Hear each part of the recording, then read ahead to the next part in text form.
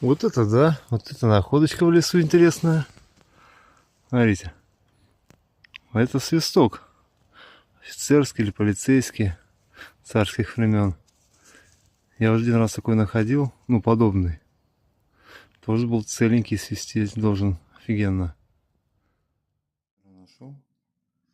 Вчера же уже его почистил. Вот такой вот красавчик получается.